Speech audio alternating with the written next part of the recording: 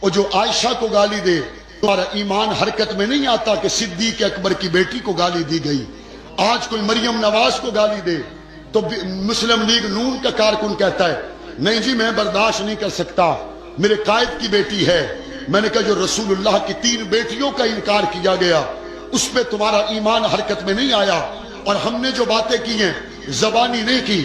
آؤ کبو سعید خان کے لوگوں، میں آپ کو جنگ میں لے کے چلتا ہوں۔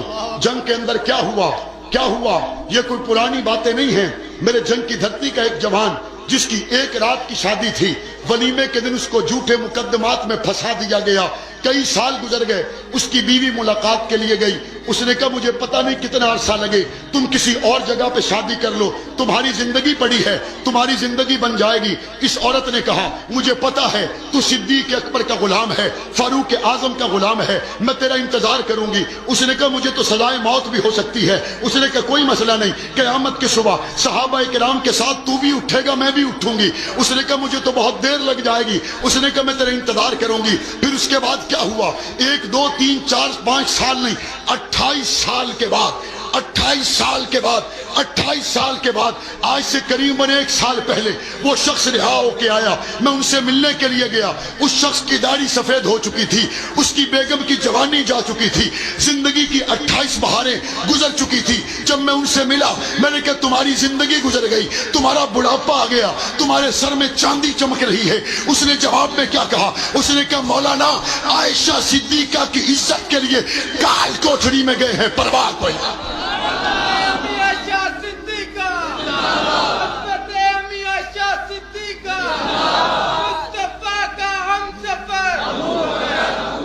ہم نے زبانی دعوے نہیں کیے، میری جنگ کی دھرتی کا ایک شخص وہ بھی ہے جس کا نام شوکت ہے، میں اس کا واقعہ سناؤں گا، لیکن اس سے پہلے میں چاہتا ہوں مجمع میں 20 سال کا جوان بھی ہاتھ کھڑا کر لے، 21 سال کا ہاتھ کھڑا کر لے، 23 24 25 26 سال کا ہاتھ کھڑا کر لے، 27 سال تک کے جتنے نوجوان ہیں سارے ہاتھ کھڑا کر لیں۔ یہ شوکت کون ہے جو 28 سال 6 مہینے کے بعد باہر آیا؟ کیا مطلب ہے؟ آپ کے پیدا ہونے سے بھی پہلے وہ کال کوٹھڑی میں تھا، آپ کے پیدا ہونے سے بھی پہلے وہ پابند سلاسل تھا۔ 28 سال 6 مہینے کے بعد جب وہ آیا، اس کی داڑھی سفید تھی، اس کی کمر جھک چکی تھی۔ اس نے مجھے کہا مولانا دنیا کی تاریخ میں مجھ سے لمبا قیدی کوئی نہیں، دنیا کی تاریخ میں مجھ سے لمبی قید کسی نے نہیں کاٹی۔ نیلسن منڈیلا نے بھی 27 سال قید کاٹی تھی، میں نے 28 سال 6 مہینے قید کاٹی ہے۔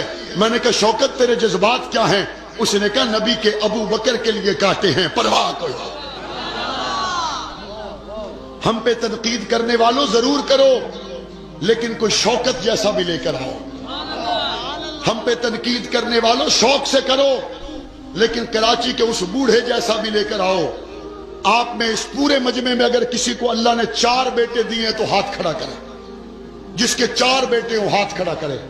اللہ آپ کے بچوں کی جوانی میں صحت میں برکت کرے۔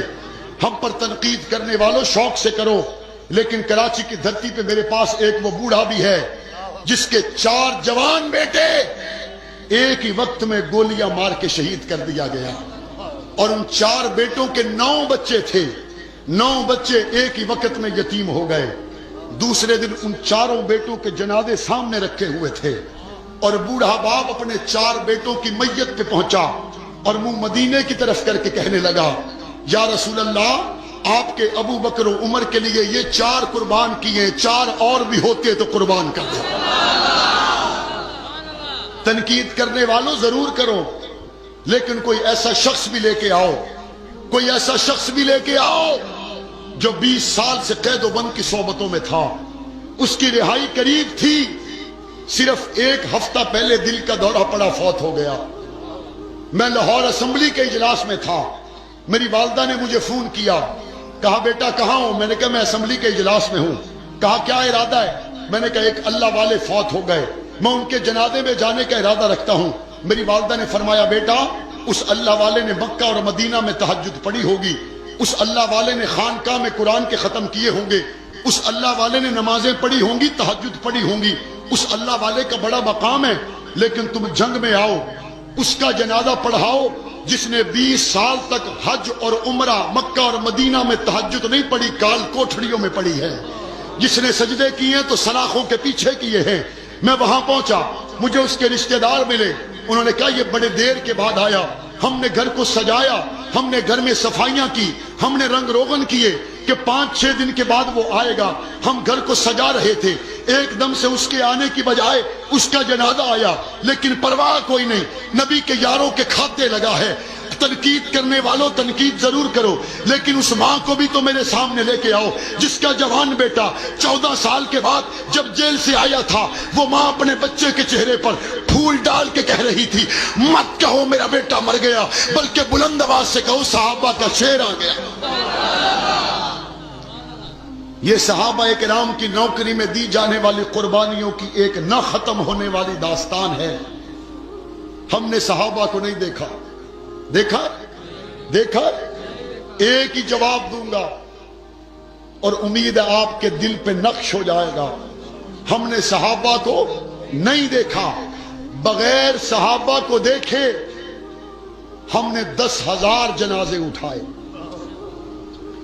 بغیر صحابہ کو دیکھے ہم نے 28 سال جیلیں کاٹی. بغیر صحابہ کو دیکھے ہم نے یتیمیاں کاٹی. ایک بے ایمان کہتا ہے کہ نبی کو دیکھنے والے صحابہ پھر گئے تھے. اور میں نے کہا بدبختو، 1400 سال کے بعد جنہوں نے صحابہ کو نہیں دیکھا، اگر یہ نہیں پھرتے تو محمد کو دیکھنے والے صحابہ کیسے پھر سکتے ہیں؟ جب یہ نہیں پھرتے، نہ انہوں نے صحابہ کو دیکھا، نہ صحابہ کو دیکھنے والوں کو دیکھا. لیکن آج بھی صدیق کی صداقت پر کھڑے ہیں یا نہیں کھڑے؟ فاروق کی عدالت پہ کھڑے ہیں نہیں کھڑے؟ عثمان کے حیا پہ کھڑے ہیں نہیں کھڑے؟ اور ہم نے قربانی دینا سیکھا ہی صحابہ سے ہے. صحابہ کی جان لگی، انہوں نے پرواہ نہیں کی. مال لگا، پرواہ نہیں کیا. بیوی بچے لگے، پرواہ نہیں کی. ایک کے بعد دوسرا، دوسرے کے بعد تیسرے قربان ہو گئے، انہوں نے پرواہ نہیں کی. اے اصحاب محمد، آپ کی دی جانے والی قربانیوں سے آج ہمارا بھی وعدہ ہے. جس طرح آپ پاک پیغمبر کے لیے کٹ گئے، ہم بھی آپ کے لیے کٹ جائیں گے، قربانیاں دے جائیں گے. لیکن آپ کی عزت پر، آپ کی ناموس پر سمجھوتا کر سکتے؟ حضور کو دیکھ کر قربانیاں دینے والے کون؟ کلمہ پہنچانے والے کون؟ نبی کو دیکھ کر جانے لوٹانے والے کون؟ مال لوٹانے والے کون؟ نبی سے دین سیکھ کر ہمیں پہنچانے والے کون؟ وہ نبی کے غلام ہم صحابہ کے، وہ نبی کے چاہنے والے ہم صحابہ کے، وہ نبی کے جانثار ہم صحابہ کے. اور انشاءاللہ وقت آئے گا جب صرف پنجاب اسمبلی میں نہیں، وقت آئے گا جب پورے ملک کے لیے صحابہ کے گستاخ کے لیے سزائے موت کا قانون بنے گا انشاءاللہ. آپ اس کے لیے پہلے دعائیں کرتے تھے. اگر عملی طور پر آپ کو بلا لیا گیا کہ آپ نے اسلام آباد آنا ہے تو آؤ گے؟ عملی طور پر آپ کو بلا لیا گیا کہ صدیق اکبر کی ناموس کے لیے گھر بار علاقہ چھوڑنے تو تیار رہو گے؟ اور انشاءاللہ وقت آنے والا ہے، وقت آنے والا ہے جب صحابہ کا گستاخ خود کہتا پھرے گا او میں گستاخ نہیں ہوں. وہ وقت آنے والا ہے. شہید کا خون کبھی رائے گا تو نہیں جاتا نا. تو اپنے علاقے میں صحابہ کے واقعات کو عام کریں گے، اپنے بچوں میں صحابہ کے واقعات بتلائیں گے، اپنی مسجدوں میں درس قرآن کے حلقے لگائیں گے، عظمت صحابہ کے ترانے گائیں گے. اللہ ہم سب کا حامل ناصر.